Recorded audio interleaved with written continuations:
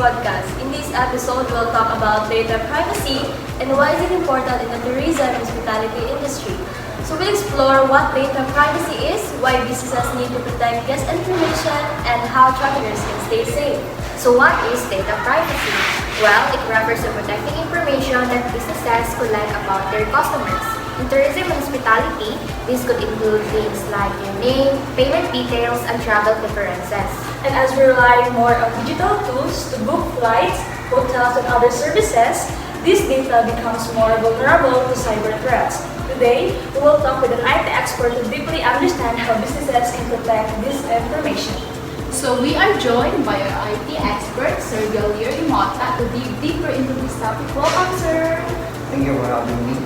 So in today's digital world, data privacy is entirely critical because businesses in tourism, hospitality, in your field handle large amount of data.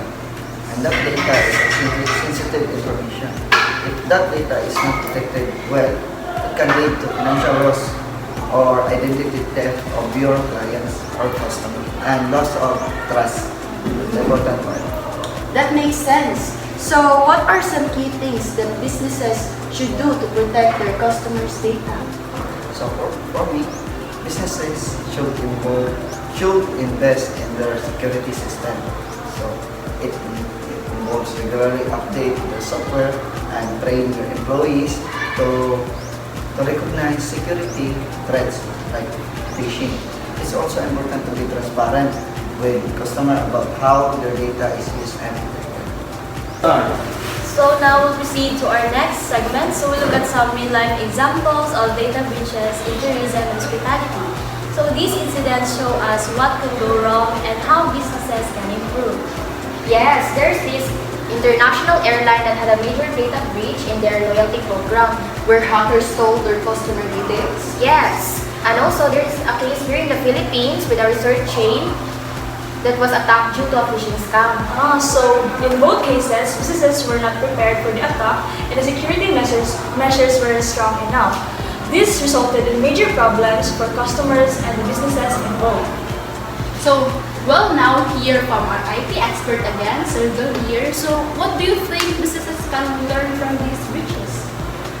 So for me, these cases show how important it is to be proactive about cybersecurity.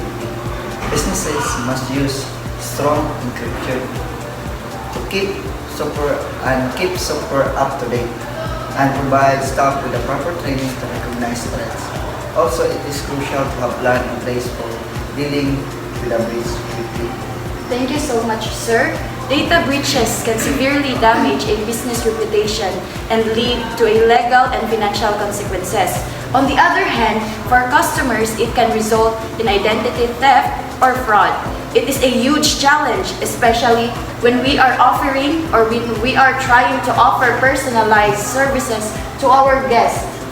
That's an important point. So protecting customer data is not just a technical issue, it's about maintaining trust and providing a safe experience for travelers. Now that we have discussed data breaches, let's focus on recovery and how businesses can build resilience against future attacks. After a data breach, so it is important for businesses to take immediate action. This includes identifying affected customers, working with regulators, and offering support like identity theft and protections. So long-term recovery is just as crucial. So businesses need to keep improving their security system and train staff regularly. So to stay ahead of this new threat. So let's ask our IT expert again, Sir Galir. So what steps should businesses take to build a long-term cybersecurity resilience? So to build resilience, businesses should implement advanced security measures like multi-factor authentication.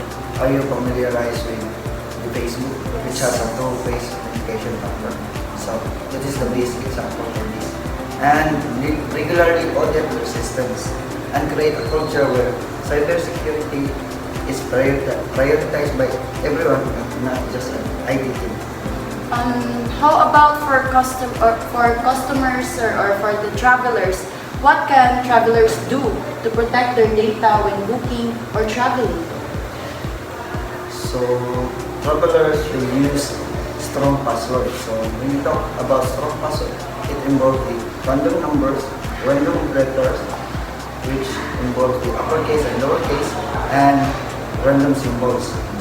And avoid public Wi-Fi when your transaction, with your transaction, and be cautious when sharing personal information online. And a good habit is also use a VPN to protect data on the web.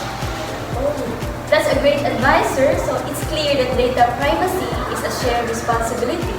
Businesses need to take action to protect data, and travelers must also stay vigilant. Thank you so much to our IT expert. Thank you, sir. For sharing valuable insights today. We hope our listeners now have a better understanding of how to protect personal data and ensure a safer experience in tourism and hospitality industry. So that wraps up our today's episode. So thank you for joining us, sir. Thank you. And we'll back soon with more tips on digital security in the tourism and hospitality sector. So stay safe and always remember to protect your data. Bye. Thank you so much, sir, for joining us in today's episode. Thank you also. Thank you, sir.